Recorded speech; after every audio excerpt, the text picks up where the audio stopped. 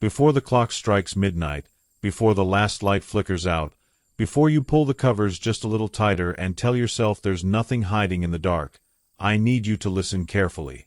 What you're about to hear is not one story. It's 10. 10 stories pulled from the darkest corners of human experience, from places where the line between the living and the dead is so thin you could cut yourself on it. Some of these stories come from real places, real towns, real houses, real people who woke up one morning and walked straight into something they could never explain, never escape, and never forget. A few of them never got the chance to tell their own story at all. So before we begin, I want you to do something. Look around the room you're in right now. Take a good, long look at every corner, every shadow, every doorway. Notice the spots where the light doesn't quite reach. Notice how still everything seems. Now ask yourself, how long has it been since you actually checked what was behind you? Go ahead. Check. Because the thing about darkness is that it doesn't announce itself. It doesn't knock. It doesn't wait for an invitation. It simply arrives, settles in, and makes itself at home. And by the time you notice it, truly notice it, it's already been there for a very long time. These are 10 scary stories from midnight. And they begin right now. The first story is called The Knock at 3 a.m. There is a phenomenon that investigators of the paranormal have discussed for decades, and it has a name that sounds clinical but describes something deeply, viscerally terrifying. It's called the dead hour. The period between 3 and 4 in the morning when the human body is at its lowest point biologically. Heart rate slowed, defenses down, the mind caught somewhere between sleep and waking. Researchers in sleep science have confirmed that the body is most vulnerable to confusion and disorientation during this window. But there are others who believe the dead hour is not just a biological quirk. They believe it is the hour when whatever lives on the other side of the visible world is closest to ours. Marvina Holloway had heard none of this when she moved into the house on Delworth Road in the autumn of 2009. She was 34 years old, recently divorced, with a daughter named Cressida who had just turned 7 and who still slept with a nightlight shaped like a crescent moon. The house was old, built sometime in the 1930s, with wide plank floors that sighed under your weight and windows that never quite sat flush in their frames. The landlord had told Marvina the previous tenants had relocated for work. He'd said it quickly, without meeting her eyes, and she had told herself it meant nothing. The first knock came on a Tuesday in early October. Marvina heard it at exactly 3:11 in the morning. She knew the time because she'd been lying awake, staring at the ceiling, listening to the wind work through the gaps around the bedroom window. 3 slow, deliberate knocks. Not frantic, not fearful, measured. The kind of knocking that belongs to someone who is absolutely certain you will answer. She lay still for a long moment. Then she told herself it was the pipes, or the wind, or the settling of an old house doing what old houses do. She pulled the blanket tighter and closed her eyes. The second night, the knock came at 3:09. Same rhythm. 3 beats. Slow. Deliberate. This time Marvina sat up in bed. She listened. The house breathed around her. She got up, padded down the hallway to the front door, and looked through the peephole. The porch was empty. The street beyond was silver with moonlight and absolutely, perfectly still. By the 5th night, Marvina had started leaving a camera trained on the front porch. A cheap little digital device propped on a stack of books on the hallway table. Each morning she reviewed the footage. Each morning she found the same thing. An empty porch. No movement. No shadow. Nothing. On the 8th night, Cressida came into her mother's room just before 3 in the morning, rubbing her eyes and clutching the crescent moon nightlight in one hand. "Mommy," she said, "the person downstairs is knocking again." Marvina felt something cold move through her chest. She had never told Cressida about the knocking. She had been careful about that, precise about it, the way you are careful about something you can't yet explain. "What person, sweetheart?" she asked, keeping her voice steady. Cressida looked at her with the particular seriousness of a child who has been paying close attention to something the adults around her have been ignoring. "The one who stands in the yard," she said. "Before the knocking starts. She just stands there and looks at the house." Marvina checked the camera footage from that night. At 2:47 in the morning, 14 minutes before the knocking began, there was a figure standing at the edge of the yard where the grass met the sidewalk. A woman, or something shaped like a woman, standing absolutely still in the dark. The camera's resolution wasn't high enough to make out a face. But you could see the posture, head slightly tilted, like someone listening. Like someone waiting for something only they could hear. Marvina made calls the next day.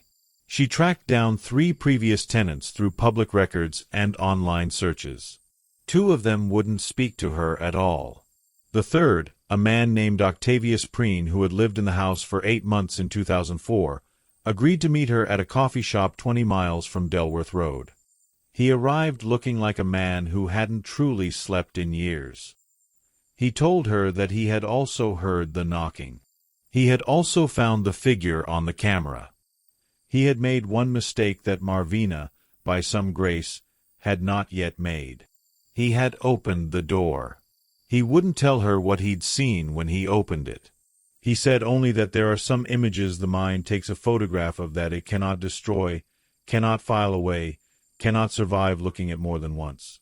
He paid for his coffee, pushed back his chair, and before he left, he said to Marvina, "Don't let your daughter near the windows after 2 in the morning.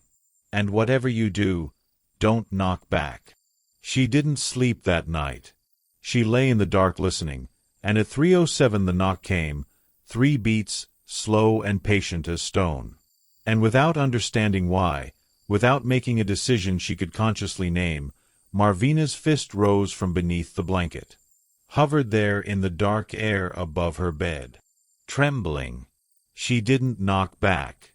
She never found out what would have happened if she had. She moved out of the house on Delworth Road the following weekend. The landlord didn't question it. He didn't seem surprised at all. He refunded her deposit without being asked. That detail, more than anything else, was the one she couldn't stop thinking about long after she'd gone. Ask yourself this: if you heard 3 slow, deliberate knocks in the deepest part of the night, and you looked through your window and saw something standing in your yard, perfectly still, head tilted, watching, would you be strong enough to keep your hands at your sides? Most people think they would be. Most people are wrong. The second story is called The Mirror in Room 11. There is an old belief, found in cultures across the world from the British Isles to rural Japan to the mountains of Eastern Europe, that mirrors are not simply reflective surfaces. They are, in the language of folklore, thresholds, doorways. It was this belief that led to the tradition of covering mirrors in a house when someone died, the fear being that the spirit of the newly dead, disoriented and searching, might mistake its own reflection for a passage and become trapped within the glass. What you might not know, what most people don't consider when they glance at their own reflection, is that this belief did not originate from superstition alone. It originated from testimony. From accounts given by real people who described things moving in mirrors that were not reflections of anything in the room. The Hotel Vanton in rural Louisiana closed its doors in 1988 after a series of events that local newspapers described vaguely as disturbances. The building still stands. It's been on various historical preservation lists for decades, which means it cannot be demolished, which means it stands there still, windows dark, kudzu climbing the south wall, room 11's curtains hanging behind the glass in exactly the same position they occupied when the last guest checked out and never checked back in again. That last guest was a man named Prospero Gault, a traveling salesman from Baton Rouge who had stayed at the Vanton many times and who, by all accounts, was a rational, unremarkable, cheerful man who collected stamps and called his mother every Sunday without fail. He checked into room 11 on the night of March 4, 1988, and he checked out the following morning. But Prospero Gault, who walked out of the Hotel Vanton that morning, was not, by any measurable human standard, the same Prospero Gault who had walked in. He was found 2 days later sitting in his parked car outside a church in Baton Rouge. He was alive, which was the first relief.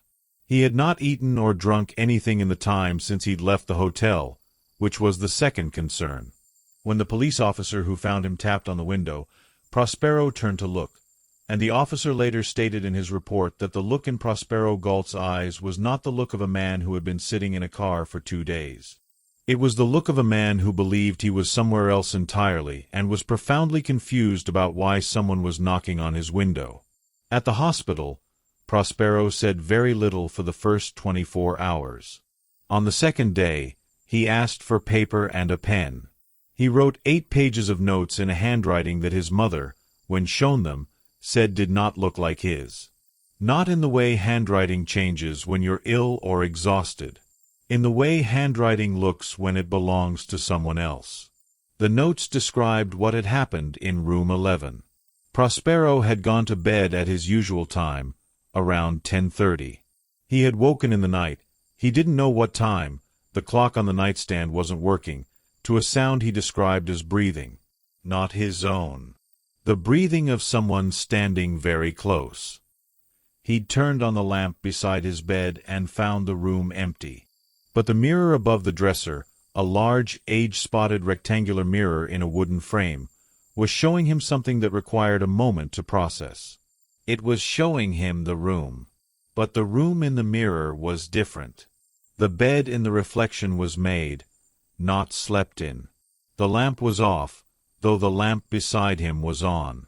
And standing in the corner of the reflected room, where the real room behind him was empty, was a figure.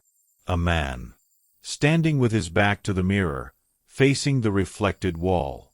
Prospero wrote that his first instinct was to turn around, to look at the corner directly behind him. He wrote, "I did not turn around. I believe, with everything I am, that if I had turned around, whatever was in the room would have become real. The mirror was showing me what was already there. But I believe it could only stay there as long as I didn't look at it directly. So I lay back down. I turned off the lamp. I kept my eyes on the ceiling. And I listened to it breathe until morning." The Hotel Vanton was investigated several times after closing. A team of researchers spent 3 nights there in 1994. They noted something interesting about the mirror in room 11. Not supernatural, not inexplicable by ordinary standards, but strange enough to sit uncomfortably in the back of your thoughts. The mirror was not original to the hotel. It had been installed in 1961, sourced from an estate sale. The estate in question had belonged to a man who had died in a house fire in 1959, along with his wife and daughter. The man's name had been Ansel Pruitt. Prospero Galt, who had no known connection to Ansel Pruitt and had never heard the name, had written it in the margin of his notes at the hospital. Just the name. Over and over. In that handwriting that didn't look like his. Nobody ever explained how he knew it. Think about this the next time you glance in a mirror at night, in the half-dark, in that moment just before you turn the light off. Look carefully. Look at the corners of the reflected room behind you. And ask yourself, is everything in that reflection exactly where it should be? The third story is called What Grew in the Garden. In 1973, a mycologist, a scientist who studies fungi, named Dr. Herschel Vane published a paper in a small academic journal that received almost no attention at the time. The paper described a category of fungal growth he had observed in a property in the rural Midwest, a species he could not classify within any existing taxonomy, that displayed what he carefully described as responsive behavior. Not reactive, in the way that certain plants respond to touch or light. Responsive. The distinction being, as Vane explained, that reactive behavior is mechanical. Responsive behavior implies awareness. The paper was quietly dismissed. Dr. Vane continued his work and was considered a reputable if eccentric researcher until his retirement in 1991. But in 2019, a graduate student named Fenwick Adair, while going through archived botanical research for an entirely different project, found Vane's paper and was struck enough by its specificity to begin asking questions. The property Vane had described, a farmhouse in southern Illinois with an attached garden, long since sold and resold many times, was, with some research, traceable. Fenwick found the property. He contacted the current owners, a family named the Browders, who had lived there since 2014. He asked, carefully, whether they'd noticed anything unusual about the garden. The Browders hadn't known about Vane's paper. They hadn't known the property had been studied. And the youngest Browder daughter, a girl of 14 named Thessaly, had been telling her parents for 2 years that the garden watched her. She'd said it first at 12, and they'd assumed it was the imaginative language of a child. She'd said it again at 13, more specifically, that when she walked past the garden in the evening, she felt the way you feel when someone is staring at the back of your head, that particular prickling awareness of being the subject of someone's attention. She'd said it at 14 in a way that had finally made her parents uncomfortable, because by then, the garden had changed. It had begun growing things that hadn't been planted. Not weeds. Not invasive species they could identify. Something else. Something low and gray-green that spread in a pattern no wind-scattered seed could explain. A pattern that, seen from the upstairs window, looked, and they all acknowledged this reluctantly, like veins. Fenwick visited the property in the summer of 2019. He brought samples of the growth back to his university lab. What he found wasn't the same species Vane had documented, or if it was, it had changed enough in 46 years to be nearly unrecognizable. But it shared one quality with Vane's specimens that made him sit alone in his lab for a very long time thinking about what it meant. It had neurons. Not neuron-like structures, the way certain plants have cells that transmit electrical signals. Actual primitive neurons, clustered in formations that, under the microscope, bore an uncomfortable resemblance to a very simple nervous system. The kind of structure that, in more developed form, processes sensation, processes experience. The kind of structure, theoretically, that could feel. Fenwick published nothing. He said later, in a private conversation that was later shared online by the person he'd told, that publishing felt like introducing something to the world that the world was not ready to know about. He said, "I kept thinking about that girl saying the garden watched her. And then I thought about what it would mean if she was right. I thought about what it would mean if the thing in the ground was aware of being observed. And then I thought about whether it was aware of me, in my lab, with my microscope, looking at it." He said he threw the samples away the following morning. He returned to the Browder property once more that autumn, and he stood at the garden's edge for a long time. He said later that he stood there for what he thought was about 10 minutes. When he checked his phone, 3 hours had passed. Thessaly Browder was not outside that day. Her parents said she had stopped going near the garden entirely after the summer. She'd moved her bedroom to the front of the house, away from the back windows. She told Fenwick, the one time he spoke to her directly, "You know how people say a place has a bad feeling? The garden doesn't have a bad feeling. It has a feeling, like something thinking, and I think it thinks about us." The gray-green growth was larger by the time Fenwick left. He measured it against his photos from the summer. It had spread by approximately 3 feet in 4 months. In the direction of the house. Ask yourself right now, when was the last time you stood in a garden, or a forest, or any patch of earth where things grow without human intention, and felt certain that nothing around you was paying attention? The fourth story is called The Recording. In 2006, a sound engineer named Cordell Ashby was given a box of old reel-to-reel tapes by a client who had purchased a storage unit at auction. The client wanted to know if anything on the tapes was worth preserving. Cordell had equipment that could play the old format, and he spent an afternoon in his studio working through the reels, cataloging content, mostly old music, some home recordings, what sounded like family gatherings from the 1960s and early 70s. The final tape in the box was different from the rest. It began with silence, not the ordinary silence of blank tape, but a dense, pressurized quiet that experienced audio engineers sometimes describe as recorded silence, meaning the absence of sound captured in a specific space, which has its own subtle acoustic signature. Cordell noted this and kept listening. At approximately the 4-minute mark, a voice began speaking. It was a man's voice, low and very controlled, the kind of control that belongs to either a trained speaker or a person working extremely hard to keep their voice from breaking. The man on the tape was describing what he called the outline.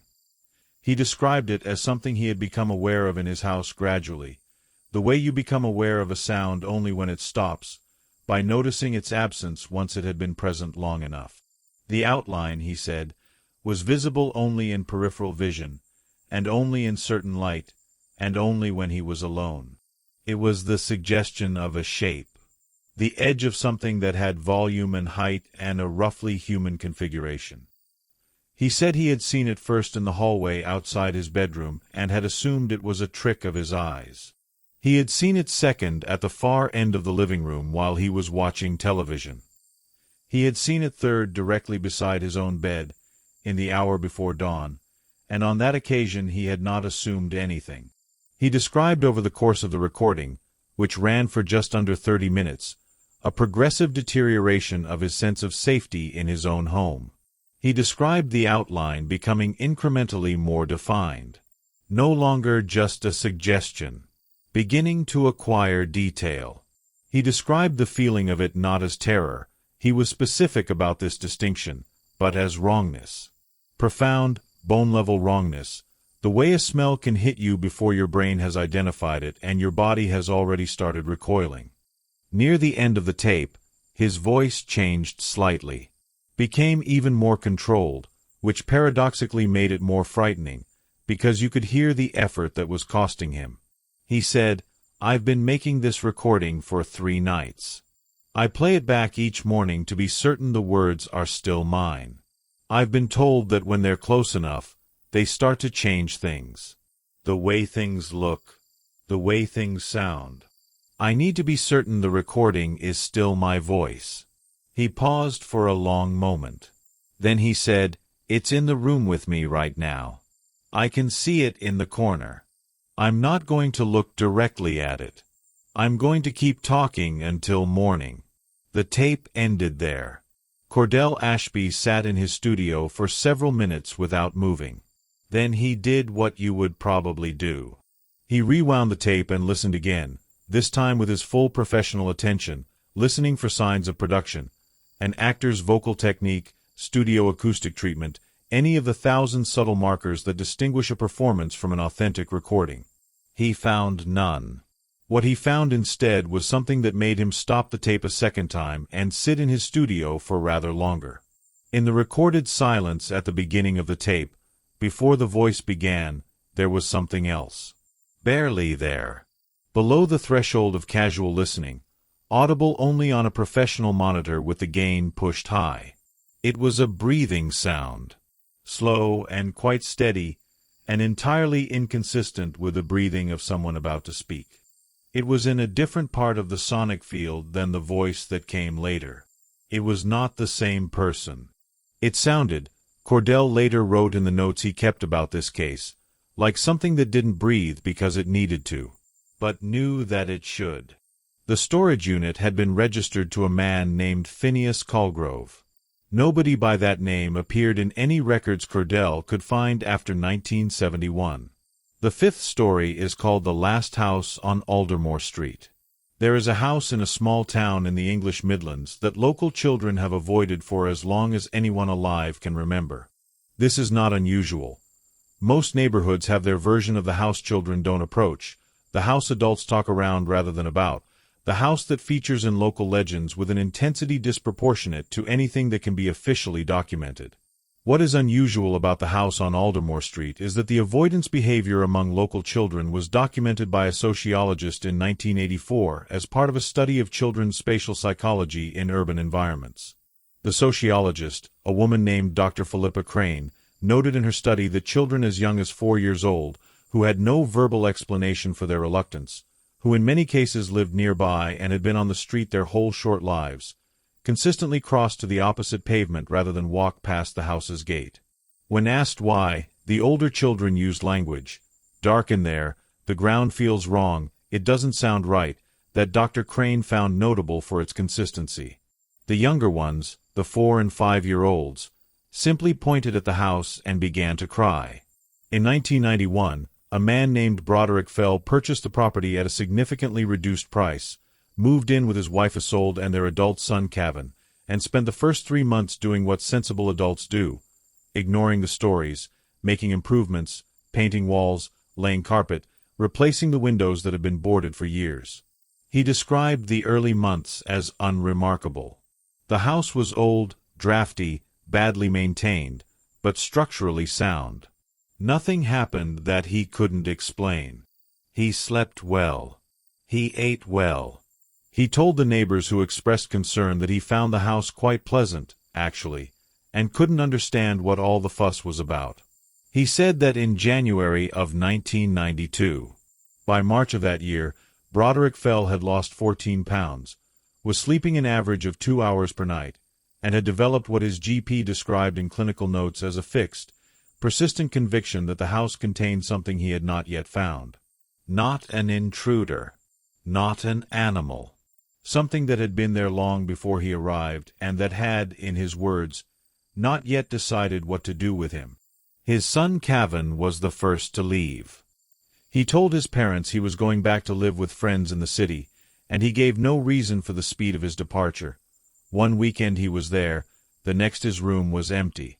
He called his mother every day after that, and in the recorded conversations that Isolde later gave to a journalist researching the case, you can hear Kevin asking, each time, whether she'd noticed the basement yet. Isolde, every time, said there was no basement. The property documents showed no basement.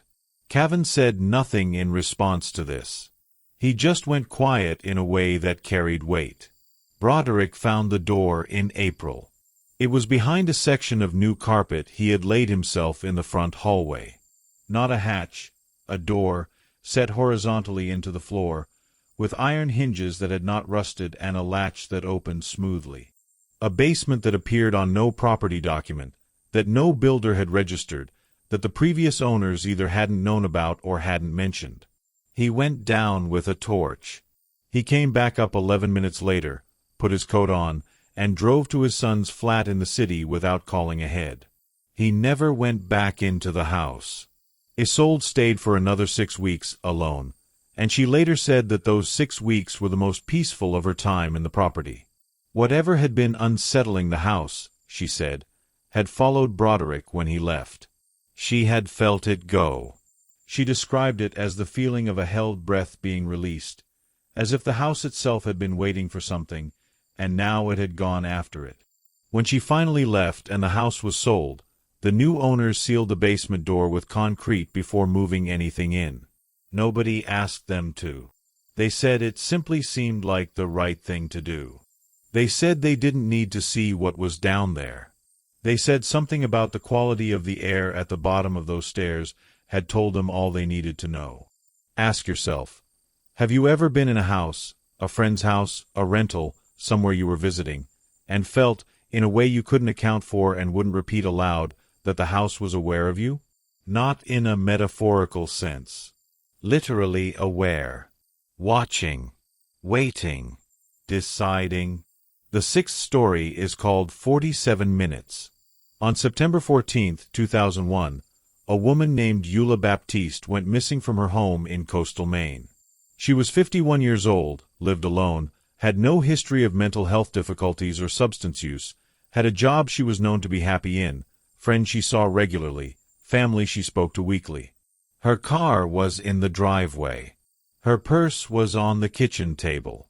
The front door was locked from the inside, which is the detail that investigators found and continue to find most difficult to account for. She was found 47 minutes after her neighbor reported her missing, which was itself unusual, since missing persons reports typically result in searches measured in hours, sometimes days, before a resolution. But in this case, a local officer responding to the welfare check found Eula Baptiste within 47 minutes. She was standing in the woods at the edge of her property, approximately a quarter-mile from the house, in a nightgown and bare feet, in the September cold, looking at something the officer couldn't see. She was not distressed. She was not confused. She was entirely calm in the way that people are calm when they are concentrating very hard on something. She turned when the officer called her name. She looked at him with complete recognition, walked back to the house with him without question, and sat down at her kitchen table and drank the tea he made her and answered his questions in a way that was, by every measure, normal. Except for one thing she said, unprompted, before he left. She said, "I was only gone for a moment. I heard something in the woods and I followed it. It seemed important that I follow it." She paused. Then she said, "Can I ask you something? What day is it?" He told her it was September 14th, 2001. She looked at him for a long time. Then she said, quietly, "I need you to tell me the year." She had believed it was September 1994. 7 years earlier, to the month. She had no memory of the intervening years. Not gone, not blank. Simply absent, the way a room might be empty not because it was cleared but because it had never been filled. Her memories simply ended in September 1994 and resumed in the moment the officer called her name in the woods. Over the following months, with the help of her family and her doctor, Eula reconstructed the missing years from photographs, conversations, documents. She had lived them. There was evidence everywhere. But she could not access the memories from the inside. She described it once, in a letter to her sister that the sister later shared with a researcher studying the case, as looking at photographs of a house you've never visited but that everyone insists is your home. You can see the furniture. You can see yourself in the pictures. But you have no felt experience of any of it. The researcher, a man named Ambrose Sully who studied cases of dissociative experience, spent several months working with Eula. He developed a theory that he never published, which he shared only with colleagues, which was this, that Eula had not lost 7 years of memory. That the 47 minutes she had spent in the woods had, for her, somehow constituted 7 years of subjective experience.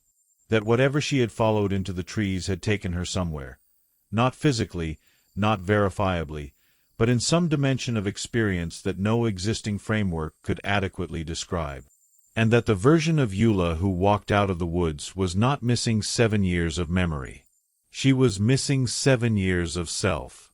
He was a careful, rigorous scientist, Ambrose Sully.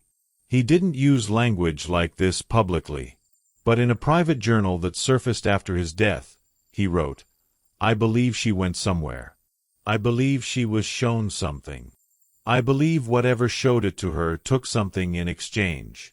I just don't know whether the taking was the point, or merely the price." The 7th story is called The Painting in the Auction House.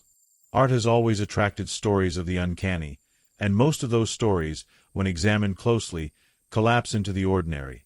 The power of suggestion, the human brain's extraordinary capacity to find faces and intentions in neutral surfaces, the particular vulnerability of people in dark rooms with unfamiliar objects.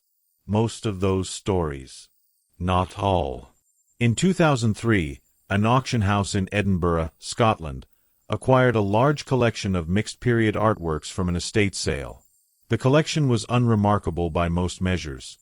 Landscapes, portraits, some furniture, the accumulated visual history of a family over several generations. The auction was routine. The lots sold steadily. All of them, except one.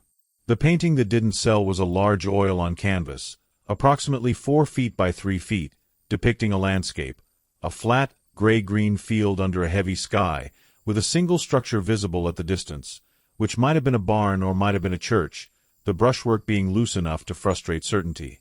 The painting was undated and unsigned. The auctioneer described it as atmospheric. It was, by any technical assessment, a competent but unremarkable work. It started low and received no bids. What happened in the weeks after the auction is better documented than you might expect, because the auction house manager at the time, a methodical woman named Niev Corr, kept detailed notes on everything unusual that occurred in the building, a practice she'd adopted after an inventory discrepancy several years earlier. She noted the following over a period of 6 weeks. 2 members of staff independently reported seeing a figure in the storage room where the painting was kept, visible for a moment through the small window in the door, in the part of the room occupied by the painting. Each reported the same figure. Standing, looking away, the posture of someone examining something on a wall. Each reported it during the period of the day when no one was supposed to be in the storage room. Each found the storage room empty when they checked. The figure, both noted independently, appeared to be examining the painting. Not standing beside it. Examining it from the angle of a viewer. From a position inside it. 3 visitors to the auction house during the post-sale viewing period reported the same minor detail about the painting, that the distant structure, the barn or church, appeared closer than it had been the last time they'd looked at it. Not dramatically closer. Just incrementally. As if in the seconds between looking directly at it and looking away and back again, it had moved slightly toward the foreground. Nia of CORR had the painting examined by a conservator, who confirmed that it had not been repainted or altered. She had it photographed each morning for 10 days. The photographs showed no change. The structure remained exactly where it was. But when Nia herself stood in front of the painting on the 10th day, for the first time since the auction, she described something that does not appear in any photograph and cannot be technically confirmed. She described a figure in the painting that had not been there before. Not the distant structure. A figure. Closer than the structure, closer than any other element in the landscape, positioned near the edge of the foreground field. Small. Indistinct. But there. She sold the painting to a private buyer the following week. She set the price low enough to ensure a quick sale. She told the buyer it was a fine atmospheric landscape and said nothing else. The buyer, she noted, was a man who spent a very long time looking at it before he made his decision. While he was looking, she noticed him lean slightly closer, narrow his eyes, and then straighten back up. His expression changed. He bought it anyway. Some people, Niev told herself afterward, see the thing in the painting and want it anyway. Some people are drawn to the edge of something rather than repelled by it. She never learned the buyer's name. The sale was cash. She closed the record and went home, and she dreamed that night of a flat gray-green field and a structure in the distance, and she was walking toward it, and with each step she took, it did not get closer. Not even slightly. But behind her, when she turned to look, the horizon she had started from was gone. The 8th story is called 3 degrees below. In the language of geothermal science, there are places in the Earth's crust where temperature anomalies occur without adequate geological explanation. Places where the ground is measurably colder than it should be, given depth, mineral composition, and surrounding conditions. These are documented phenomena, recorded in geological surveys across multiple continents. Scientists have reasonable explanations for most of them. In 2011, a construction team working on a new residential development in rural Georgia broke ground on what had been farmland for at least a century. The project was straightforward: 12 houses, standard foundations, nothing architecturally unusual. On the 3rd day of excavation, the team's instruments began recording a temperature in one specific section of the site that was 3 degrees below the surrounding Earth. Not 3 degrees below ambient air temperature.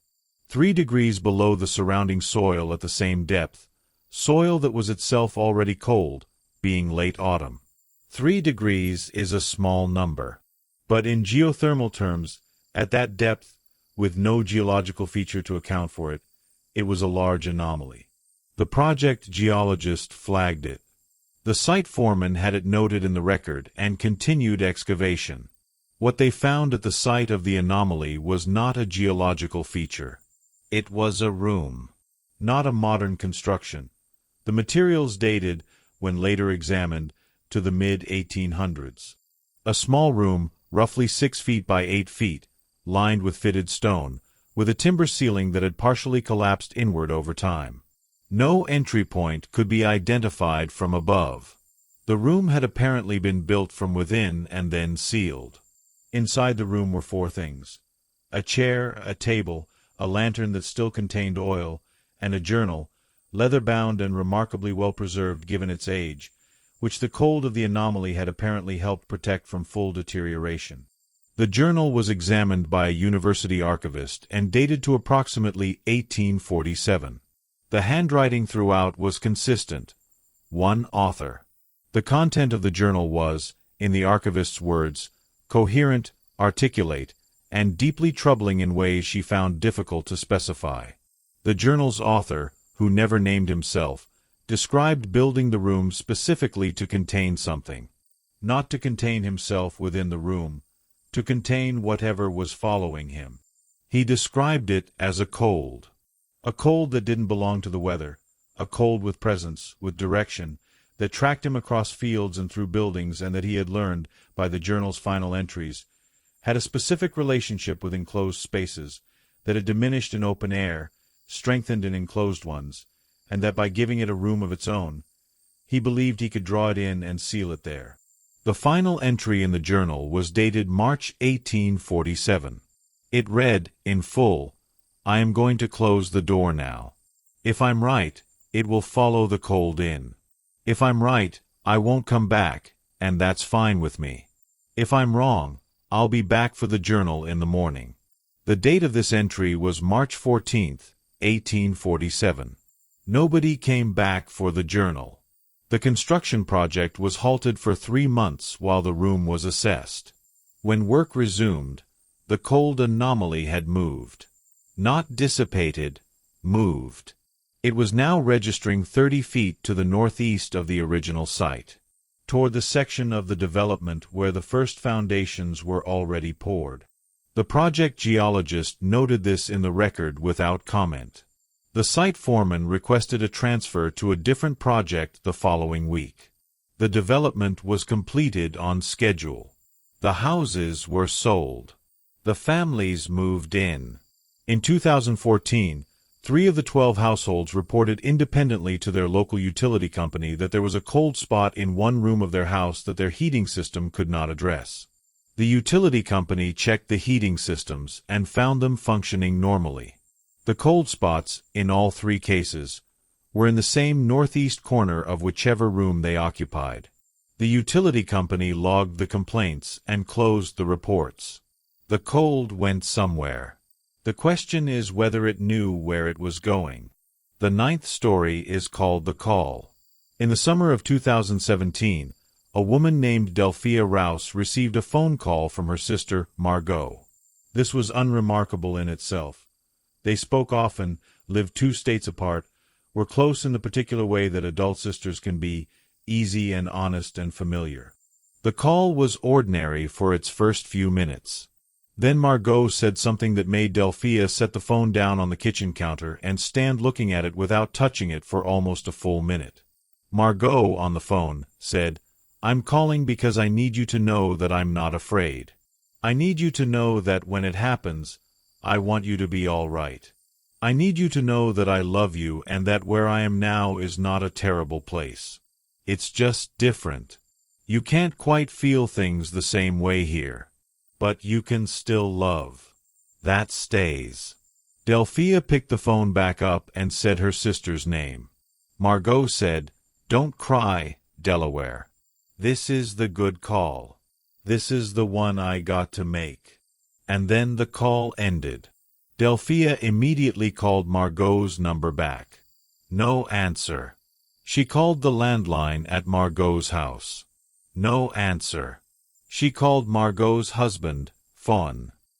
He answered on the second ring, and she could tell from his voice before he said anything that he was in the particular suspended state of a person sitting with news they have not yet fully absorbed. Margot had been in a car accident 2 hours ago, he said. She had not survived. She had died, the hospital estimated, at approximately the time Delphia had received her phone call. Perhaps a few minutes before. The phone records are real. Delphia saved them, had them examined by a telecommunications analyst at her own expense, unwilling to accept an ordinary explanation and equally unwilling to accept an extraordinary one without as much evidence as she could gather. The call was logged in her phone's history. It had originated from Margot's mobile number. The duration was 4 minutes and 22 seconds.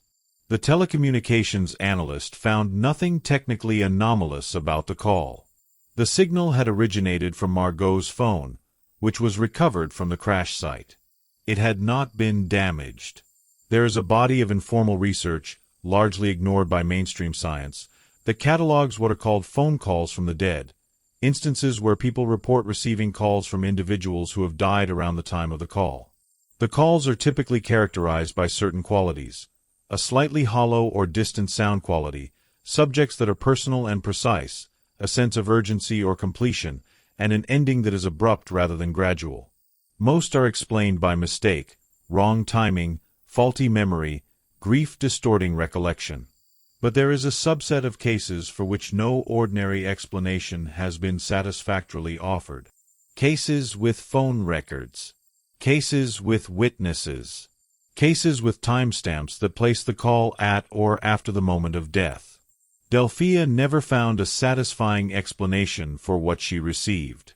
She said, years later, that she had stopped looking for one. She said, "I used to want to know whether it was real or not.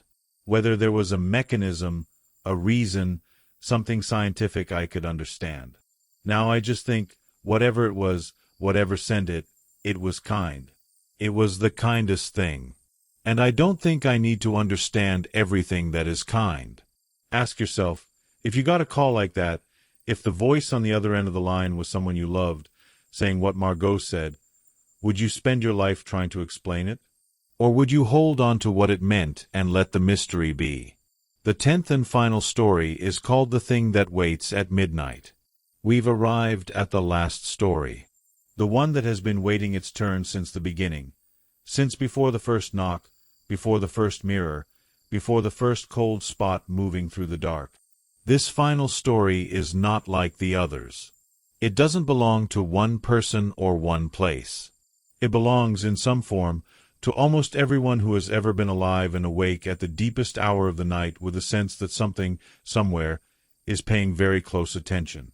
Because here is what researchers, investigators, folklorists, psychologists, and ordinary people in online forums at 3 a.m. have all said, in different words, about the same experience.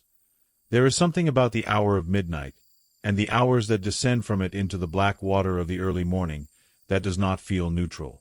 That feels inhabited. That feels, however irrationally, however inexplicably, like the edges of your known world grow slightly thinner, and something on the other side of those edges grows slightly more present. There are scientific explanations for some of this. The brain at night, deprived of sensory input, begins to generate its own, a process called perceptual filling, in which the mind creates what the environment isn't providing. Darkness becomes populated by the mind's own projections. Sounds in old houses, the tick and groan of settling structures, the scratch of animals in walls, the percussion of pipes, are heard in the dark with a clarity and weight they don't carry in daylight. Fear itself alters perception. Under stress, the visual cortex becomes hyperactivated, literally making you see better in the dark while simultaneously making you more likely to misinterpret what you see. All of this is real, documented, and explains a great deal. But here's what it doesn't explain. It doesn't explain why, across cultures separated by thousands of miles and thousands of years, the same hour, 3 a.m, for in the morning, the hinge of the night, appears in folklore, in documented supernatural accounts, in the testimonies of people who have never read each other's stories, as the hour of particular strangeness. It doesn't explain why so many independently gathered accounts of paranormal experience share the same structural qualities. The gradual awareness, the growing sense of presence, the feeling not of something appearing but of something that was always there becoming visible. It doesn't explain why children, who have not yet learned the cultural scripts about what to be afraid of, who have not read the stories or heard the warnings, consistently report experiences in the dark that match the experiences of adults who have spent years accumulating those exact fears. There is a theory, and I want to emphasize that this is speculation, a theory only, but one that has been articulated by researchers and philosophers and ordinary people in equal measure, that what we experience in the hours of deep night is not a product of our frightened minds making things up. The theory is that our frightened minds are, in fact, accurate instruments. That the fear is not the cause of the experience. The fear is the response to something the body has already detected, something the rational mind is the last to admit, operating below the threshold of full awareness. In the way an animal stops, and raises its head, and goes still, not because it has decided to be afraid, but because it has already received information from its environment that its conscious mind has not yet processed. The theory is that there are things that exist in the world, in the spaces between ordinary perception, in the hours when the noise of human life decreases enough for them to be registered, that are real, in some definitional sense of the word real, that are present, that are occasionally close, and that we encounter most readily in the dark, at the edge of sleep, at the bottom of the night, when we lie still and quiet, and our minds finally quiet enough to receive what has been trying to reach us. This is a theory. It is not a fact. It cannot be verified. But consider this. Across 12,000 years of recorded human experience, the fear of the dark is the single most universal fear. More universal than the fear of death, which cultures vary in enormously. More universal than the fear of pain, which is deeply personal.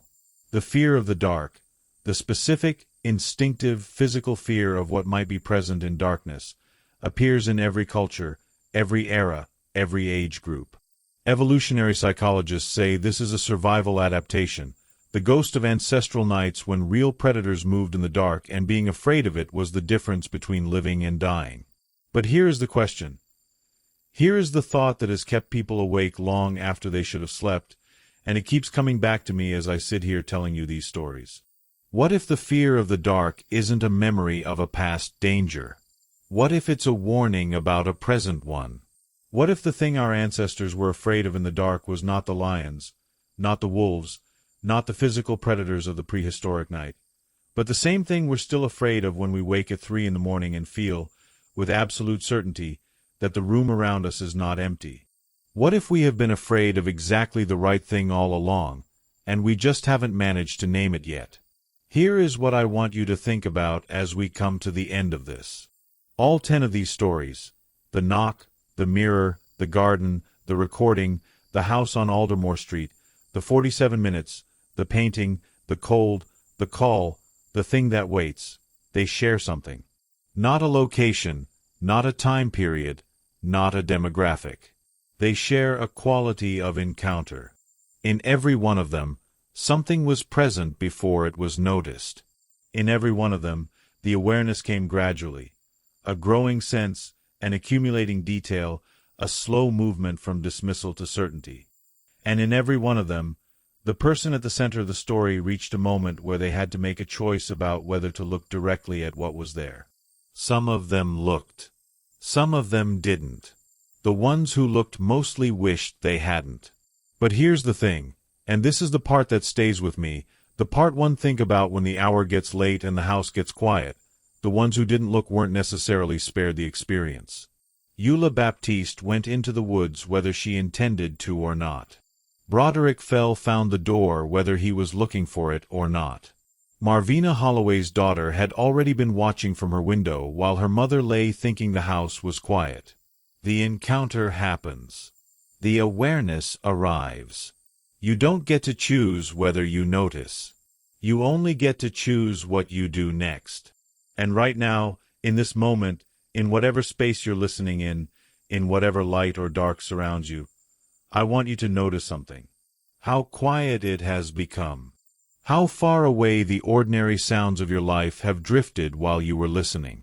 How long it's been since you thought about what's behind you. How still the air is right now, in this moment, in this room. There is a thing that waits at midnight. It has always been there. It will always be there. It doesn't need you to believe in it. It doesn't need you to be afraid of it. It is perfectly content to simply be present, in the way that the dark is present, not announcing itself, not demanding recognition, simply occupying the space between what you can see and what you can't, patient as stone, old as silence and awake. You are the variable. You are the thing it is watching. You are the question it is quietly, unhurriedly, in the deepest hours of the deepest night, waiting for you to answer. So before you close your eyes tonight, before the last light goes out, before you pull the covers up and tell yourself that everything in the room with you is exactly what you left it to be, ask yourself one final question. The most important one of all.